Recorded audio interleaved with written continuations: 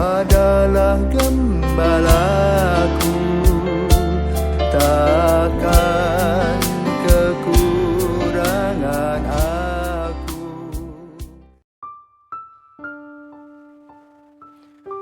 Saudara-saudari terkasih, selamat pagi, selamat Paskah. Mari kita berdoa dalam siap saji pada hari ini. Dalam nama Bapa, Putra, dan Roh Kudus. Bapa penuh kasih, selama beberapa saat kami kehilangan Yesus yang dikubur, yang disiksa, seolah tanpa arti dan makna. Namun dengan kebangkitan yang mengagumkan, Engkau membuka misteri keilahian-Mu. Betapa ajaib, betapa maha kuasanya Engkau, sehingga membangkitkan yang mati. Kebangkitan merupakan sesuatu semangat yang baru bagi langkah-langkah kami untuk berjalan bersama Engkau, Yesus, dalam hidup yang baru. Maka ajarlah kami dalam merayakan Paskah ini, mengikuti cahaya-Mu, cahaya abadi, cahaya yang penuh kasih, sehingga memberikan kepada kami kekuatan di dalam melangkahi hidup kami ini, kini dan sepanjang masa. Amin. Tuhan bersamamu dan bersama rohmu. Inilah Injil Yesus Kristus menurut Markus. Dimuliakanlah Tuhan. Markus 16 ayat 1-8. Setelah lewat hari Sabat, Maria Magdalena dan Maria ibu Yakobus serta Salome membeli rempah-rempah untuk pergi ke kubur dan meminyaki Yesus. Dan pagi-pagi benar pada hari pertama minggu itu, setelah matahari terbit, pergilah mereka ke kubur. Mereka berkata seorang kepada yang lain, "Siapa yang akan menggulingkan batu itu bagi kita dari pintu kubur?" Tetapi ketika mereka melihat dari dekat, tampaklah batu yang sangat besar itu sudah terguling. Lalu mereka masuk ke dalam kubur, dan mereka melihat seorang muda yang memakai jubah putih duduk di sebelah kanan. Mereka pun sangat terkejut, tetapi orang muda itu berkata kepada mereka, "Jangan takut. Kamu mencari Yesus orang Nazaret yang disalibkan itu. Ia telah bangkit. Ia tidak ada di sini. Lihat, inilah tempat mereka membaringkan dia. Tetapi sekarang pergilah, katakanlah kepada murid-muridnya dan kepada Petrus, ia mendahului kamu di Galilea. Di sana kamu akan melihat dia seperti yang sudah dikatakannya kepada kamu." Lalu mereka keluar dan lari meninggalkan kubur itu, sebab gentar dan dahsyat menimpa mereka. Mereka tidak mengatakan apa-apa kepada siapapun juga karena takut. Demikianlah Injil Tuhan, terpujilah Kristus. Saudara-saudara terkasih, Paskah yang kita rayakan merupakan perayaan mengingat Yesus telah mengalami penderitaan yang luar biasa. Kebaikan dibalas dengan kejahatan. Kasih dibalas dengan kebencian. Akhirnya maut yang menjemput Yesus disalib. Orang berpikir bahwa setelah Yesus wafat, selesai kelompok ini. Tetapi apa terjadi? Para wanita yang care, yang peduli kepada Yesus, itulah mereka yang melihat pertama kali kebangkitan Yesus. Para wanita ini setelah hari Sabat digambarkan membeli rempah-rempah untuk apa? Mengingat Yesus dengan segala kebaikannya. Dan mereka merasa prihatin bahwa Yesus wafat di salib jam 3. sudah memasuki hari Sabat, maka mereka tidak bisa buat apa-apa. Maka hanya mereka bisa berbuat membungkus Yesus dengan kain kafan. Sementara luka-lukanya tidak dibersihkan sebagaimana tradisi Yahudi yang biasanya dibersihkan sebanyak 7 kali. Dengan bunga-bungaan, dengan wewangian dan sebagainya. Kesempatan tidak ada. Tapi mereka masih mempunyai hutang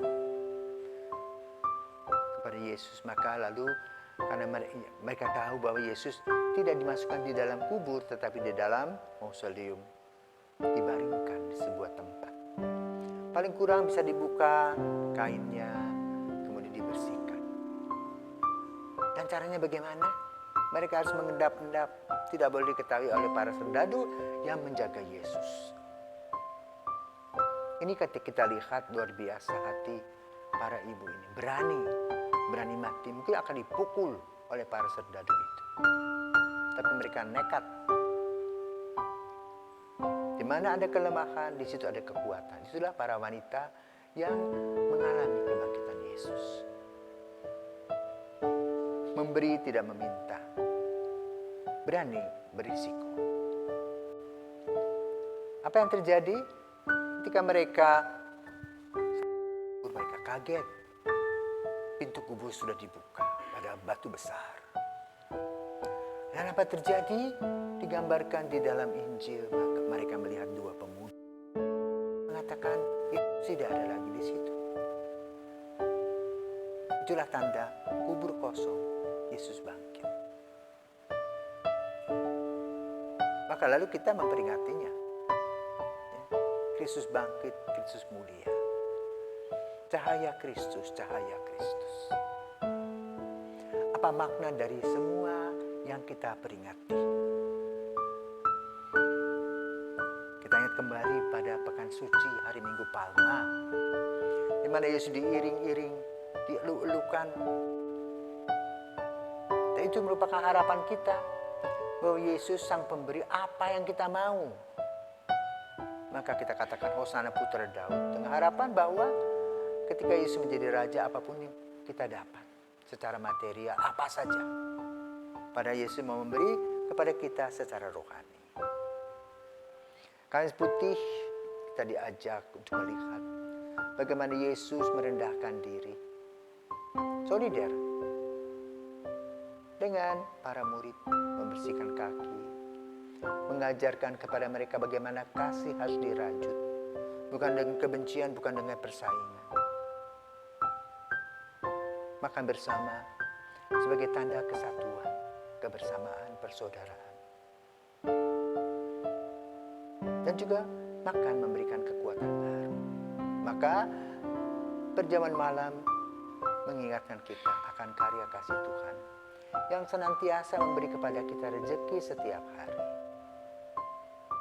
Dan rezeki itu harus diubah bukan hanya secara jasmani, tetapi juga secara rohani. Bersyukur kepada Tuhan untuk kasih karunia-Nya.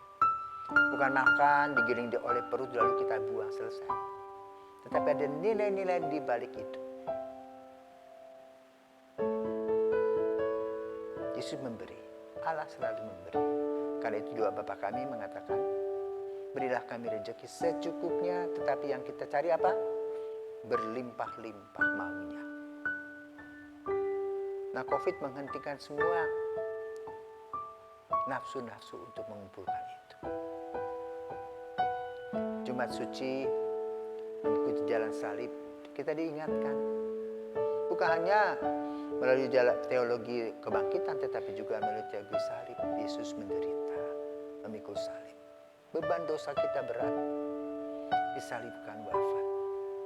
Maka pada Jumat Suci kita mengikuti jalan salib, kemudian mencium salib, menerima komuni, lalu pulang dengan hati hampa dan sedih. Kenapa? Yesus tidak ada. Karena dosa-dosa kita. Dan malam Paskah merupakan harapan kita berjumpa kembali dengan Yesus dan menara. Para wanita berjumpa dengan Yesus. Kenapa? Mereka membuka hati, membuka diri. Mereka peduli. Banyak orang yang menutup hati tidak pernah paham akan siapakah Yesus. Juga tidak akan mengimaninya karena dia tidak membuka hati kepada dia yang menjadi juru selamat. Dan bukti dari kebangkitan Yesus adalah kubur kosong. Yang kemudian nanti diterjemahkan, diuraikan, dilakukan oleh Yesus dengan berbagai macam hal. Makan bersama, mengunjungi murid-muridnya dengan tangan yang terluka, kaki yang terluka, memegang tangan Thomas dan sebagainya. Itulah tanda kehadiran Yesus dalam kebangkitan. Memberi kepada kita spirit yang baru. Maka semangat Paskah adalah apa? Berubah. Meninggalkan cara hidup lama, memasuki hidup baru. Kan itu di dalam Paskah kita biasa mengadakan untuk anak-anak mengadakan apa? Lomba mencari telur Paskah. Kenapa telur Paskah? Telur. Ayam yang ada di dalam telur itu, kalau tetap di dalam cangkangnya itu dia tidak bisa hidup. Maka ketika dia menetas, itulah kehidupan baru. Itu simbol Paskah.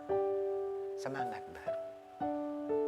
Maka mari saudaraku terkasih, kita beranjak. Biarpun pada masa COVID ini, kita beranjak.